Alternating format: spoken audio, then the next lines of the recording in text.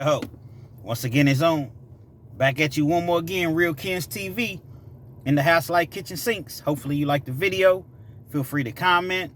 Definitely share. Subscribe to the channel if you're not already subscribed. And be sure to hit that post notification. So anytime I bring you this action and this heat, guess what? You're amongst the first to receive. Now, with no further ado, let's get into this evening's video, if you will. It's 11:18 p.m. Wednesday night. Just getting off work. Got off a little early, and I said, you know what?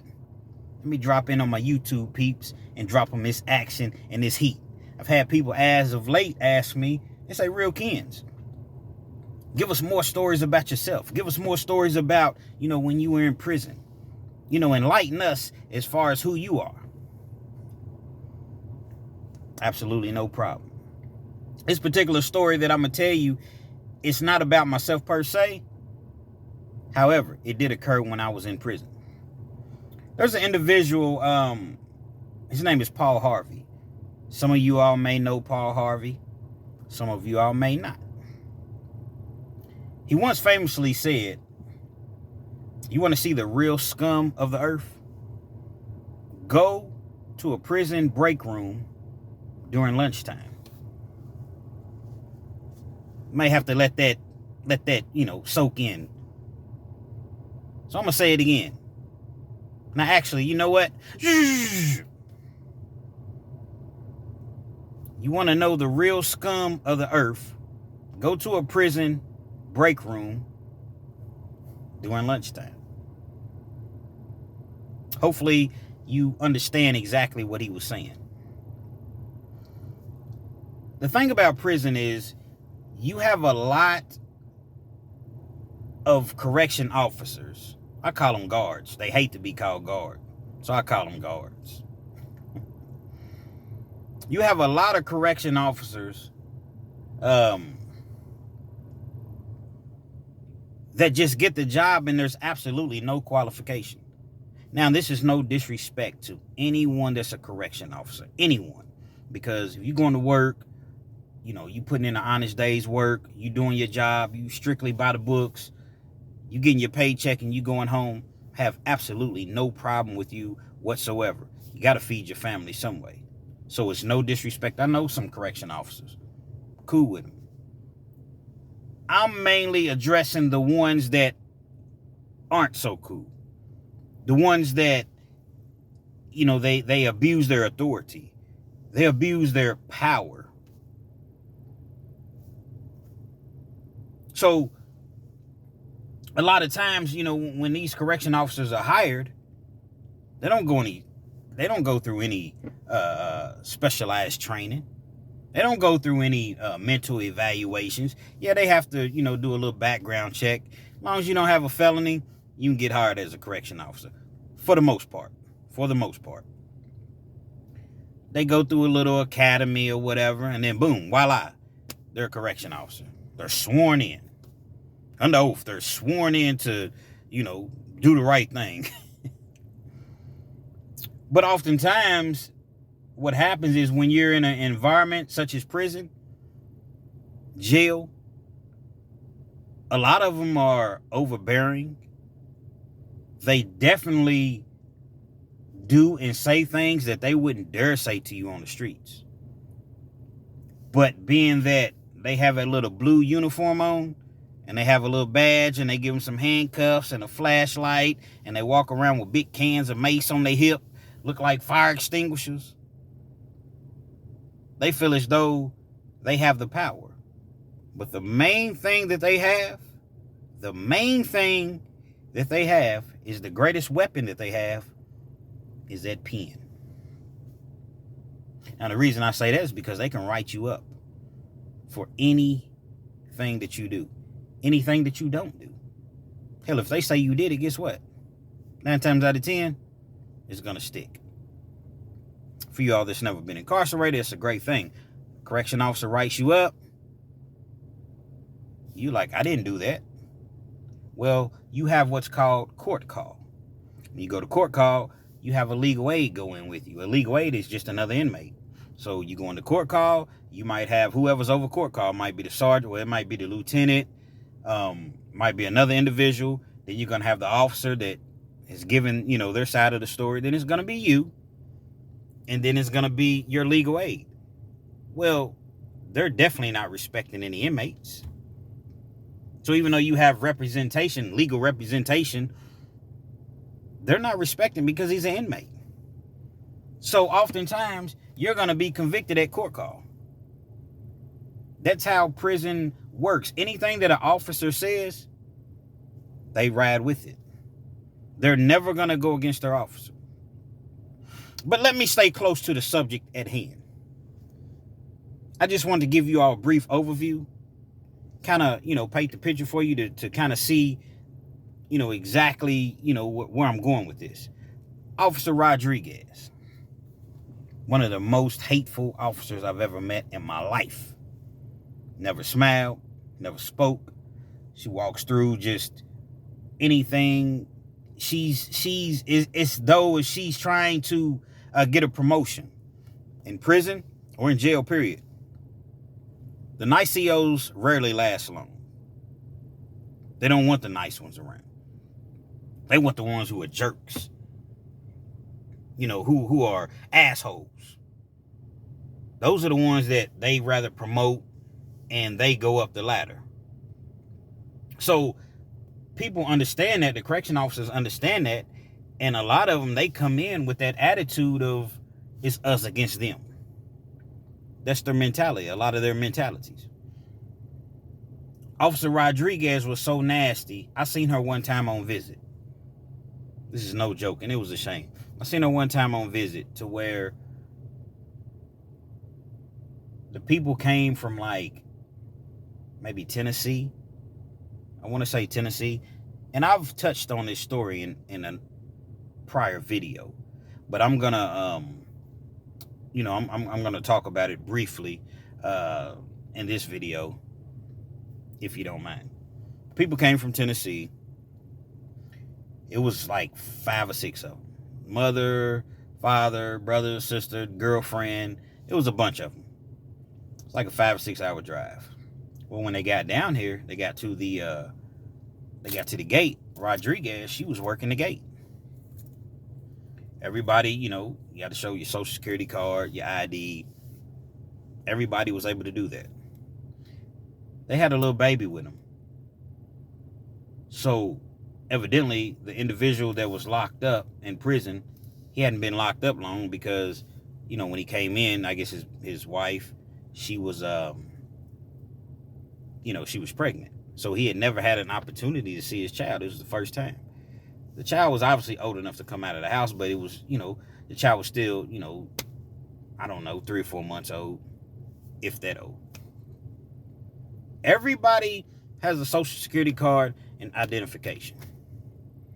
Get to the window. Guess what? They don't have the baby social security card. For whatever reason, they don't have the baby social security card. Were they supposed to have the baby social security card? Yes, they were. But they didn't have the social security card. For whatever reason. So they're at the window. Because it's really a gate. But you're talking, it's a gate that you go through, but the officer, she's in, you're speaking and communicating with her through the window. So they're pleading with her. Like, ma'am, the baby's only a few months old. I don't even know if they had the social security card at this point. I don't really remember the intricacies of the situation. I just know that Rodriguez was so nasty, she turned those people around. The mother starts crying. The wife starts crying. Please, ma'am, let us in. We haven't seen, our family in so long. He's never seen his child. It's just a baby. Unmoved. She was unmoved. Now, don't get me wrong. She was doing her job. Because technically they were supposed to have the baby's social security card. But a lot of times when they need all of that verification, like when you enter in a prison to go visit someone, it's just to make sure that they know exactly who's entering the prison because they've done a thorough background check on that person. So they need a social security card to match up with everything that's in the computer. I get that. But I'm pretty sure at 3 months, his baby didn't have a felony. Pretty sure at 3 months, his baby wasn't wanted.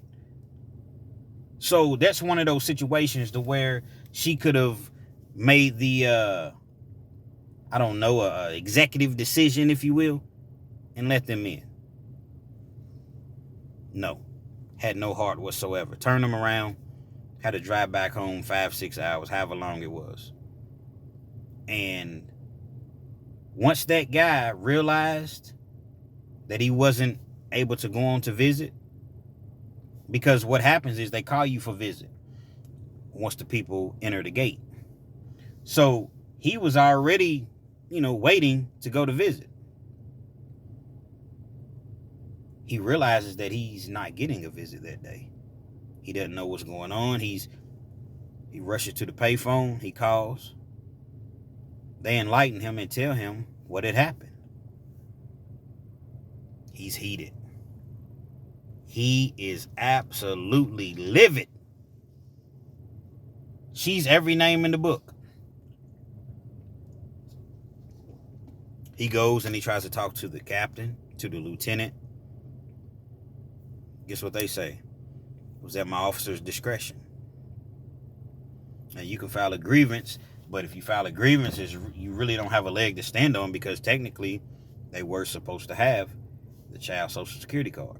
Now, if it were me personally, it's just the captain or the lieutenant talking. If it were me personally, I would have let them in. However, she made the choice not to let them in, the decision not to let them in. Dude said, okay, I'm going to get her. Have a nice day, Miss Rodriguez. But in his mind, I'm going to get you. As I mentioned prior, Miss Rodriguez, nobody on the compound liked her. Other CEOs didn't like her. She was the type that she would shake you down. Now, in prison, the way that they do it here in Kentucky, when they shake you down, they come, they cuff you, they sit you down in a chair with your hands cuffed behind your back. You sit down in front of the chair while they go through your belongings, and you actually watch them conduct their search. Almost every other correction officer there, because they have to perform so many shakedowns, per shift. So they'll come, cuff you, just for the cameras, the purposes of the camera, cuff you, go through your stuff, 2 or 3 minutes they done. They not even barely even looking for you, through your belongings. They just have to, it's kind of like a quota, kind of like the cops, tickets that they have to write and pull people over and, things of that nature. So they have to do so many, per shift. And, most of the cool officers, man, they not really trying to bother you. They'll come, hey, man, I got to get my search in. Oh, yeah, cool, man, go ahead. Because it's only going to be 2 or 3 minutes. They done, they uncuff you, boom. They leave you alone. So this particular officer at hand that we're speaking of, Garcia was a cool one, Rodriguez, she would come and shake you down and make you sit there with them cuffs. First of all, she would put the cuffs on you so tight, and to where everybody else, it was 2 or 3 minutes, 5 minutes at most for a shakedown. She would shake you down depending on who you were. One time she shook me down for 45 minutes.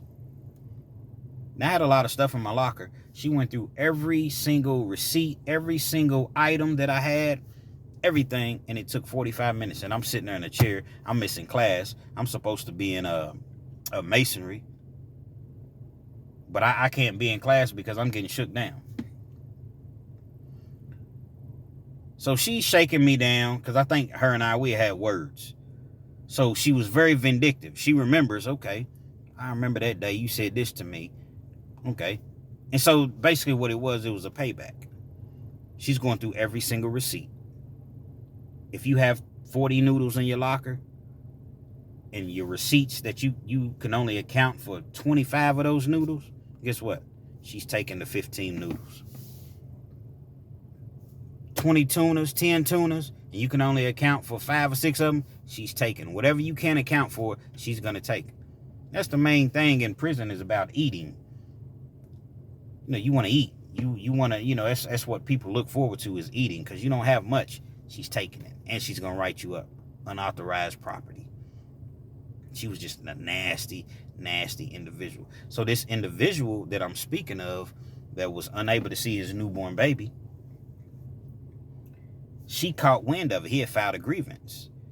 So when he filed a grievance, obviously she seen that he filed a grievance on her. Now, typically what happens is, if enough people complain about an officer, they get that officer out of the dorm. Everybody had been complaining because they had her work in the dorm that we were in for like 2 weeks straight. Sometimes they'll come in and work a day, maybe 2 days, and they'll rotate. She was in there for 2 days straight. 2 weeks straight. She catches wind that this guy had filed a grievance on her. So what does she do? She comes in, and it seems like this will be a conflict of interest. She comes in, and she shakes him down. 1.5 hour shakedown. 1.5 hour shakedown. He sit there with his hands behind his back in a chair for 1.5 hours while she shook him down. The more he complained, the longer she took, and the slower she went. He's already heated. He really wants to do something to her. See, that's the thing. A lot of these officers, they feel as though because they have that blue uniform on, man, I done seen some officers get dealt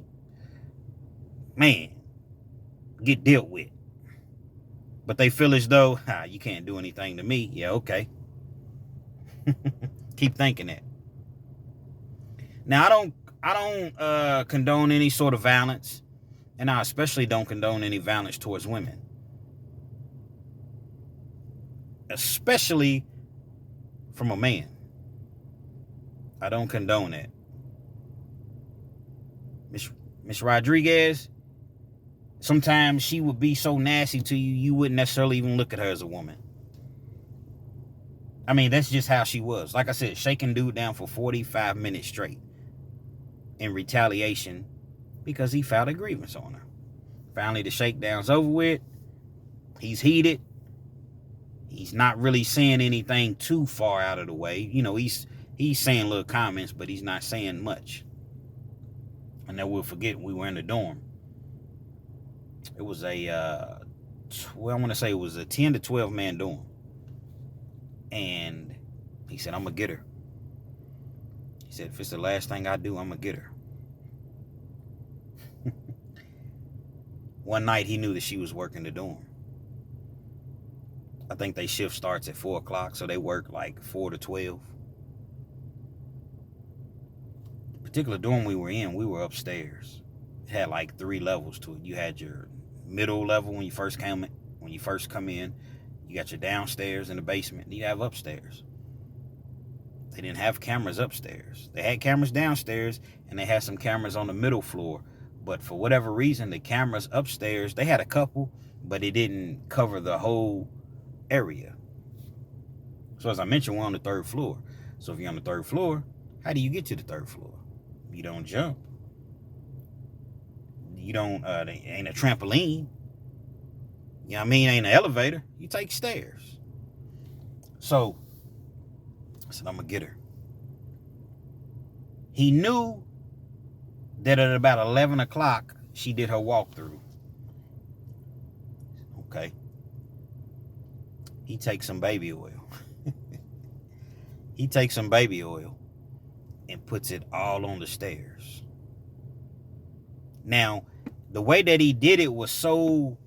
It was so... I don't necessarily want to call it smooth, because that would suggest that, I approve of what he did. But it was so clever, for lack of better terms. When she went in another dorm to do her count, because you have to count each individual dorm. So when you go in to do your account, he slid out, put baby oil all on the top of the stair, like the first probably 4 or 5 stairs. I'm talking baby oil. He all over the stairs. So he was able to do that quickly, quick enough so that when she came out of that dorm, because she had like, you knew that when she came out of that dorm, she was going into the dorm right next door. So it was like A, B, C, and D upstairs. We were in D. So she was just in A.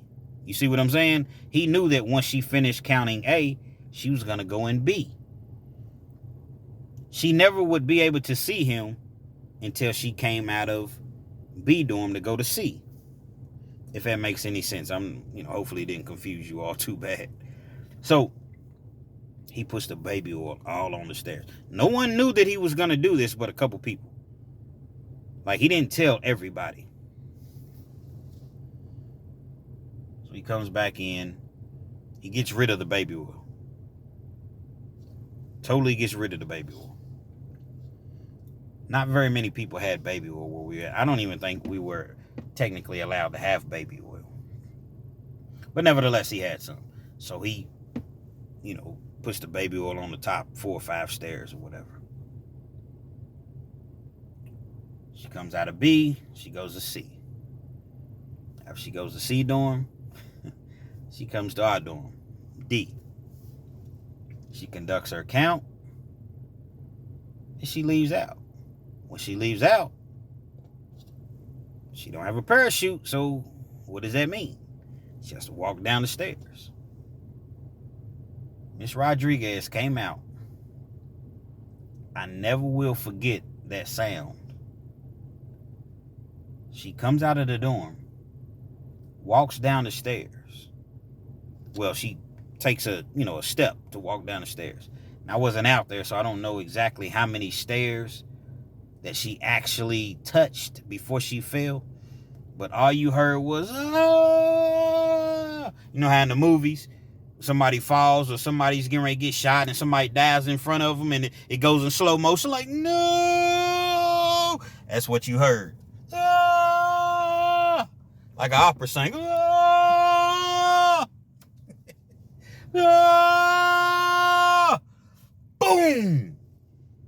Now, Miss Rodriguez, she was she wasn't like heavy set or anything, but she was a thicker woman. Nothing wrong with thick women whatsoever. Absolutely nothing wrong. But she wasn't exactly petite. No disrespect. So people ran outside to see what's going on because it was just a door. Like, the door was probably, it wasn't even, I don't know, 3 feet away from the stairs. So it's not like, it was a long run or what have you. She had fallen all the way down the stairs. It was probably about maybe 12, 13 stairs. And then there's a landing. And you turn the corner and you go down another 12, 13 stairs. She's screaming. She got a little blood on her head. She had busted her head or whatever. So you can see the blood. She's holding her ankle. And she's screaming, ah! So you got guys that come outside and they looking and they're laughing. You got guys that's laughing. After all, this was one of the most rotten correction officers, probably in corrections, but definitely the yard that we were on. She's at the bottom of the stairs. She's screaming. She's holding her ankle. A couple inmates ran to her aid. It's always going to be some bootlicking trustee, type guys or whatever. Nah, I take that back. I take that back for the simple fact that they should have ran to her aid because this is still a human being. Even though she acted like a monster. But at the end of the day, she's still a human being. She, is a woman. And she needed some help. And so, they got on the her little walkie-talkie or whatever and, called for help or whatever. Said that she fell and, just told the correction officers or, the people that came or whatever, because they come rushing in like they the goon squad or somebody. There's 4 or 5 of them rushing in like they really gonna do something. Ain't gonna do shit. But they come in like they so tough. Back up. And it's like, hold on, man. We the ones that called y'all. You see what I'm saying? Not me per se. I didn't go nowhere near the situation. And Come to find out, not only did she end up having to get stitches, she broke her ankle. And she missed work for quite some time. Of course, they came in, conducted an investigation. The whole dorm was on lockdown. They were trying to figure out who did it, trying to get, people to tell. If you don't tell us, everybody's getting more time. They threaten you with outrageous stuff. Yeah, all right, whatever. You can't give us no more time. It's not what you know, Jake. It's what you can prove. You think my guys are going to ride with you, Jake? My man. So she was off of work for like a long time. And, eventually she ended up coming back. I think that she always knew in her mind who did it. But again, it's not what you know, it's what you can prove. No one ever said anything because he didn't tell a lot of people. No one actually seen him do it. A couple people knew he was going to do it, but no one said anything. So you got two types of people that do time. You got convicts, you got inmates. Anybody can be an inmate. Just get in trouble and they lock you up, you're inmate. Convicts, they live by a code. Again, I don't condone that. I don't condone prison. I don't condone any sort of breaking the law. I don't condone anything that's negative. But I'm just giving you the facts. You got convicts and you got inmates. Convicts never gonna say a word. You see, it's what it is. Inmate, he gonna tell it. It's that particular day. I guess it was all convicts that knew exactly what went on.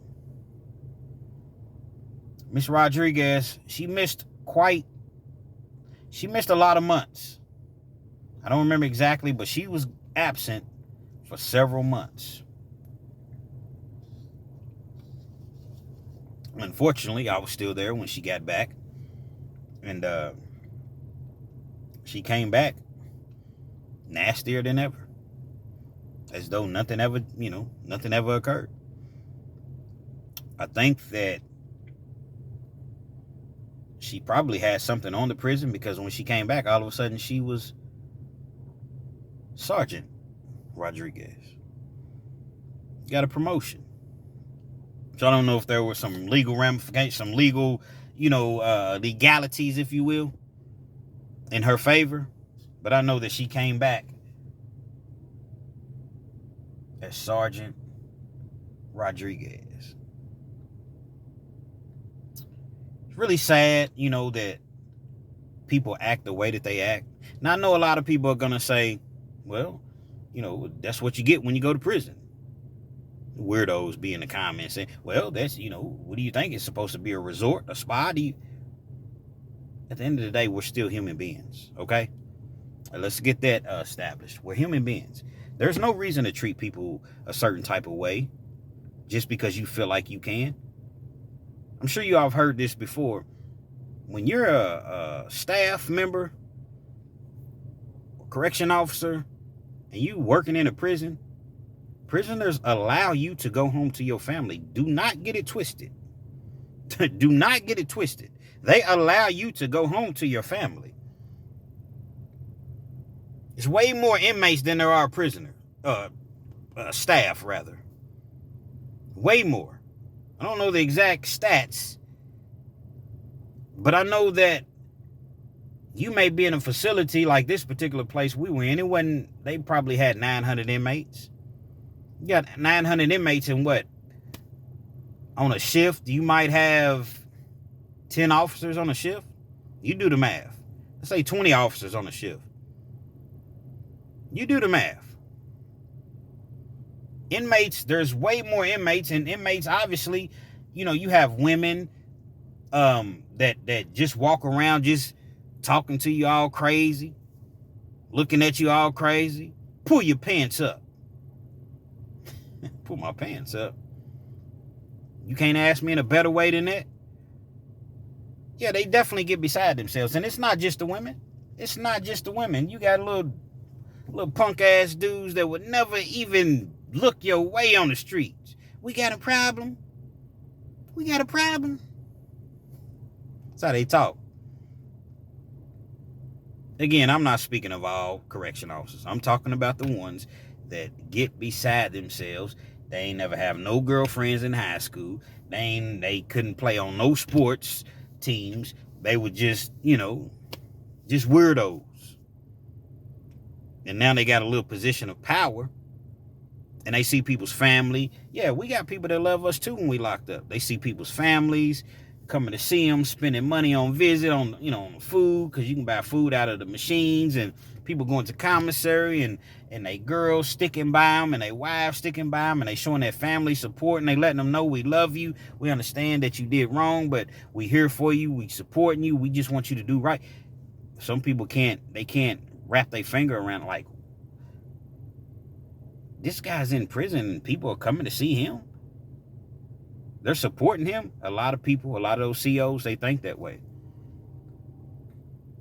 So as I was saying, when you work in a prison, hopefully someone sees this and it registers to them. Don't think that it can't happen to you. I hope it doesn't happen to anybody. But don't think that you can't get dealt with. Don't think that you can't get your noodle pushed all the way backwards. Yeah, your noodle, that's your all this. Be way back here. Start off right here, to get pushed way back here. All this is gone. That's getting your noodle pushed all the way backwards. Don't think that you can't get your noodle pushed all the way backwards because you're a correction officer or you're a staff member. Because some people just don't care. Some people will do the extra couple years. Some people will do a life sentence. Now, obviously they don't want to, but everybody doesn't operate in the right frame of mind at all times. Be kind to people. And if you don't want to be kind, cool. Their inmates, be respectful. I had a thing to where if I wouldn't say it to the biggest and toughest dude, I'm not going to say it to the smallest and not so tough dude. That's always been my motto. Even now, even then. If I'm not going to say it to you, I'm definitely not going to say it to you. Just a respect thing with me. Now, I heard Miss Rodriguez, Sergeant Rodriguez went on to get a job at a federal prison somewhere. Don't know, never heard anything else after that. Has she changed her ways? I don't know. Maybe she got what she wanted and she went, she stopped acting that way. I don't know. Maybe she wants to become higher, go higher up, on the food chain. So maybe she got worse. I don't know. Only thing I know is that particular day, I never will forget that sound. Yeah!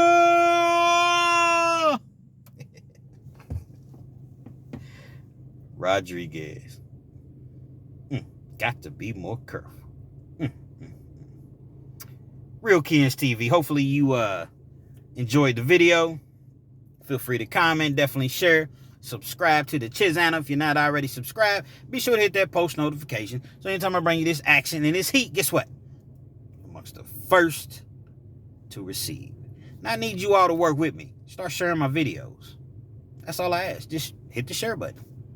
Hey, y'all, I got something for you to check out. Hit the share button. Because that's the only way that I'm going to be able to bring the rest of the world this action and this heat.